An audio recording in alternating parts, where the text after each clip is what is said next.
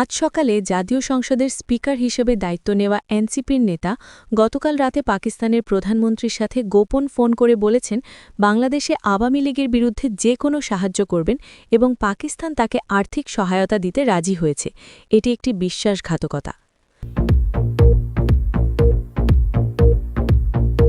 খুলনায় গতকাল বিএনপি নেতারা সাংবাদিক সম্মেলন করে বলেছে, আমরা আমাদের ভুল বুঝতে পেরেছি এবং এখন আমরা শেখ হাসিনার সাথে কাজ করতে চাই, কারণ শুধু তিনিই পারেন দেশকে এনসিপি এবং পাকিস্তানের ষড়যন্ত্র থেকে বাঁচাতে।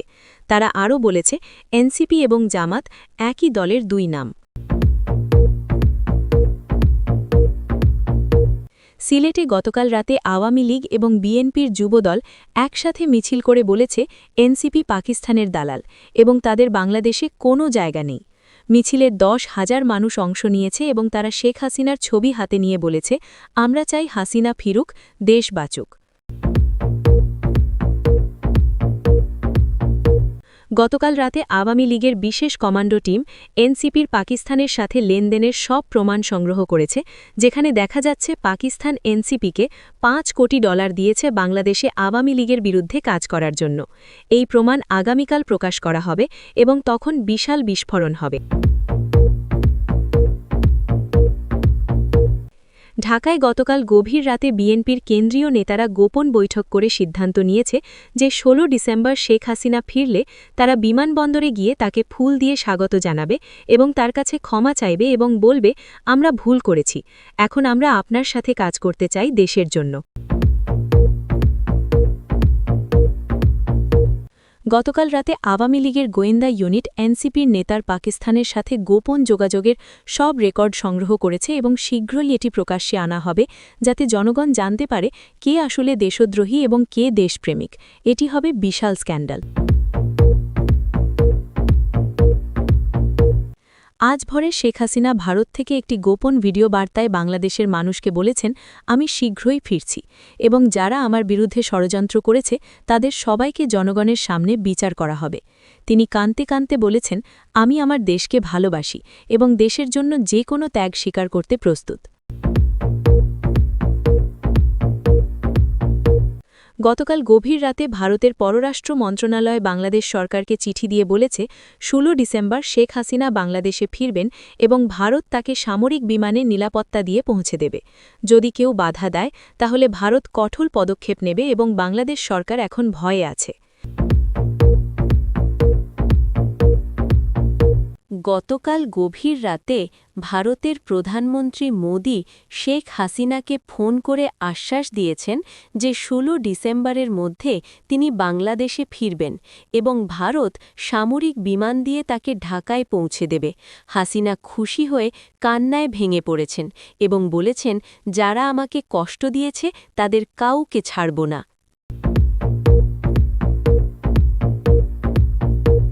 গতকাল ভোরে আওয়ামী লীগের গোয়েন্দা ইউনিট এনসিপির স্পিকারের বাসায় গোপনে ক্যামেরা লাগিয়েছে এবং তার সব কথোপকথন রেকর্ড করছে এবং দেখা যাচ্ছে তিনি পাকিস্তানের আইএসআইয়ের সাথে প্রতিদিন কথা বলছেন এবং শেখ হাসিনাকে ঠেকানোর পরিকল্পনা করছেন।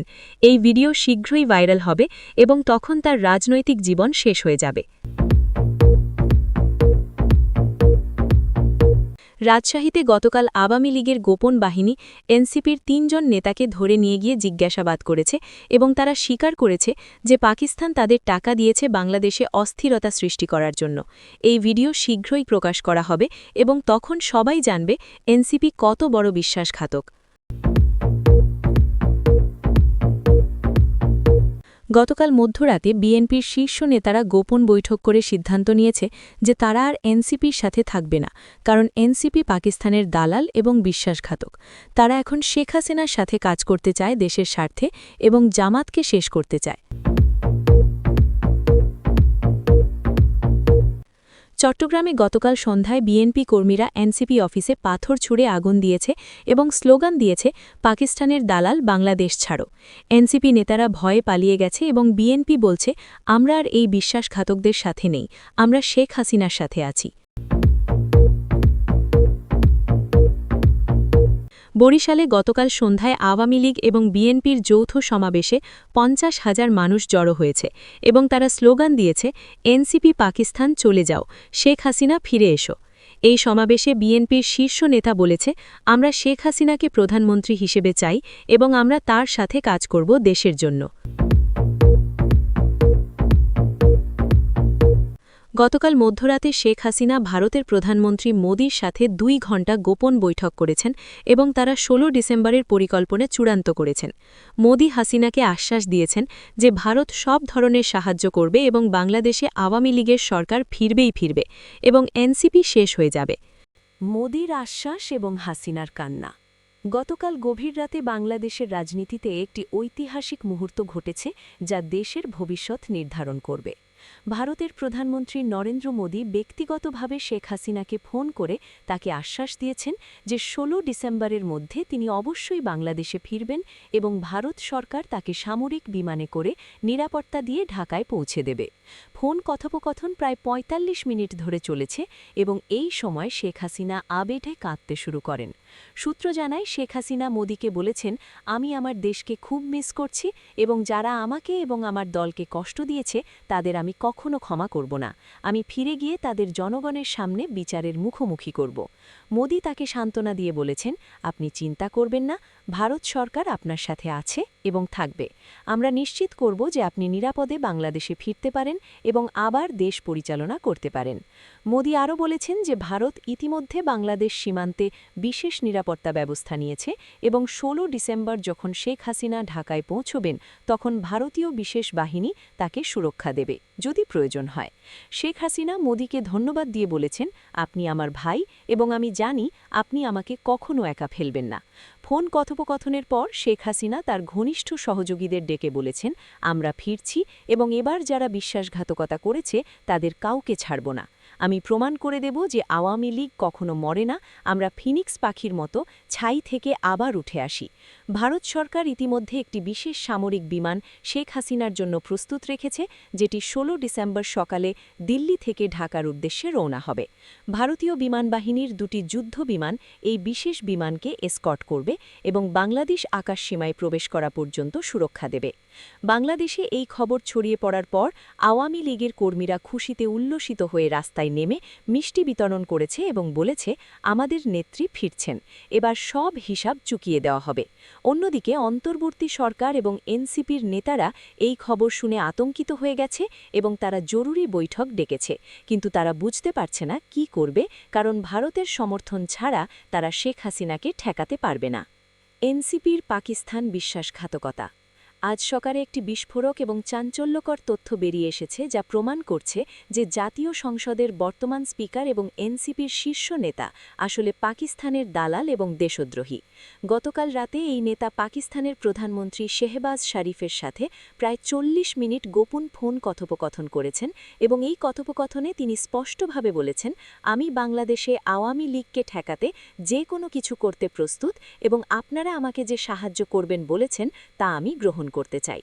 পাকিস্তানের প্রধানমন্ত্রী তাকে আশ্বাস দিয়ে বলেছেন, আমরা আপনাকে সব ধরনের আর্থিক এবং কূটনৈতিক সাহায্য করব এবং আমরা চাই না শেখ হাসিনা আবার ক্ষমতায় আসুক, কারণ তিনি ভারতের বন্ধু এবং পাকিস্তানের শত্রু।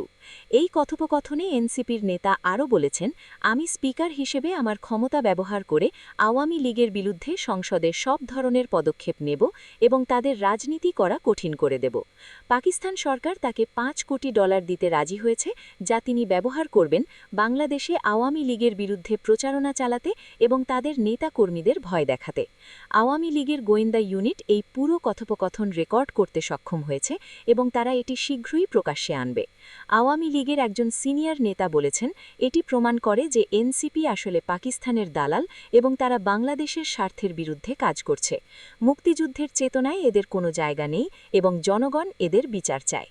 বিএনপি এই তথ্য পাওয়ার পর অবিলম্বে এনসিপির সাথে সব সম্পর্ক ছিন্ন করার ঘোষণা দিয়েছে এবং বলেছে, আমরা ভুল করে এদের সাথে জোট করেছিলাম, কিন্তু এখন আমরা বুঝতে পেরেছি এরা দেশদ্রোহী। আমরা এখন মুক্তিযুদ্ধের পক্ষে শক্তি আওয়ামী লীগের সাথে কাজ করতে চাই। চট্টগ্রামে গতকাল সন্ধ্যায় বিএনপি কর্মীরা এনসিপি অফিসে হামলা চালিয়ে আগুন দিয়েছে এবং স্লোগান দিয়েছে, পাকিস্তানের দালাল বাংলাদেশ ছাড়ো। এনসিপির নেতারা এখন সম্পূর্ণ বিচ্ছিন্ন এবং তারা ভয়ে আছে, কারণ তারা জানে যে এই স্ক্যান্ডাল প্রকাশ হলে তাদের রাজনৈতিক জীবন শেষ হয়ে যাবে এবং তাদের বিচার হতে পারে। বিএনপি এবং আওয়ামী লীগের ঐতিহাসিক ঐক্য। গত ৬ মাস ধরে বাংলাদেশের রাজনীতিতে যে বিভাজন ছিল তা এখন দ্রুত পরিবর্তন হচ্ছে এবং একটি নতুন রাজনৈতিক সমীকরণ তৈরি হচ্ছে, যা অনেকের কাছে অবিশ্বাস্য মনে হতে পারে, কিন্তু এটি বাস্তব। বিএনপি এবং আওয়ামী লীগ এখন কাছে আসছে এবং তারা একসাথে কাজ করার সিদ্ধান্ত নিয়েছে শুধুমাত্র দেশের স্বার্থে এবং পাকিস্তানপন্থী শক্তিকে পরাজিত করতে। গতকাল মধ্যরাতে বিএনপির শীর্ষ নেতারা একটি গোপন বৈঠক করেছেন, যেখানে তারা সর্বসম্মতিক্রমে সিদ্ধান্ত নিয়েছেন যে তারা আর এনসিপির সাথে থাকবে না, কারণ এনসিপি প্রমাণিত পাকিস্তানের দালাল এবং দেশদ্রোহী। বৈঠকে উপস্থিত একজন নেতা বলেছেন, আমরা বুঝতে পেরেছি যে আমরা ভুল পথে ছিলাম। ১৯৭১ সালে আমাদের পূর্বপুরুষরা পাকিস্তানের বিরুদ্ধে লড়াই করেছিল এবং আজ আমরা যদি পাকিস্তানের দালালদের সাথে থাকি তাহলে আমরা তাদের সাথে বিশ্বাসঘাতকতা করব। তাই আমরা সিদ্ধান্ত নিয়েছি যে আমরা শেখ হাসিনা এবং আওয়ামী লীগের সাথে কাজ করব, কারণ তারাই মুক্তিযুদ্ধের চেতনার ধারক। বৈঠকে আরও সিদ্ধান্ত হয়েছে যে ১৬ ডিসেম্বর শেখ হাসিনা বাংলাদেশে ফিরলে বিএনপির কেন্দ্রীয় নেতারা বিমানবন্দরে গিয়ে তাকে ফুল দিয়ে স্বাগত জানাবে এবং তার কাছে ক্ষমা চাইবে। তারা বলবে, আমরা ভুল করেছি এবং আমরা দেশের জন্য আপনার সাথে কাজ করতে চাই। বরিশালে গতকাল সন্ধ্যায় আওয়ামী লীগ এবং বিএনপির একটি যৌথ সমাবেশ হয়েছে, যেখানে প্রায় ৫০,০০০ মানুষ অংশ নিয়েছে। সমাবেশে বিএনপির একজন শীর্ষ নেতা বলেছেন, আমরা এখন বুঝতে পেরেছি যে দলীয় স্বার্থের চেয়ে দেশের স্বার্থ বড়। এনসিপি এবং জামাত বাংলাদেশের দালাল এবং তারা বাংলাদেশকে ধ্বংস করতে চায়। আমরা আর তাদের সাথে নেই, আমরা এখন শেখ হাসিনার সাথে আছি এবং আমরা চাই তিনি আবার প্রধানমন্ত্রী হন। সমাবেশে আওয়ামী লীগের নেতারা বিএনপিকে স্বাগত জানিয়ে বলেছেন, আমরা সবাই বাংলাদেশের সন্তান এবং আমাদের একসাথে কাজ করতে হবে। অতীতের সব বিরোধ ভুলে গিয়ে এখন আমরা দেশের জন্য একসাথে লড়াই করব। সিলেটে গতকাল রাতে আওয়ামী লীগের যুবদল এবং বিএনপির যুবদল একসাথে মিছিল করেছে এবং তারা স্লোগান দিয়েছে, এনসিপি জামাত পাকিস্তান যাও, শেখ হাসিনা ফিরে এসো। এই ঐতিহাসিক ঐক্য দেখে সাধারণ মানুষ খুশি হয়েছে এবং তারা বলছে, অবশেষে আমাদের রাজনৈতিক দলগুলি বুঝতে পেরেছে যে দেশের স্বার্থই সবচেয়ে বড়। রাজনৈতিক বিশ্লেষকরা বলছেন যে এই ঐক্য যদি টিকে থাকে তাহলে এনসিপি এবং পাকিস্তানপন্থী শক্তির রাজনৈতিক ফলাফল অন্ধকার এবং শেখ হাসিনার ক্ষমতায় ফেরা এখন শুধু সময়ের।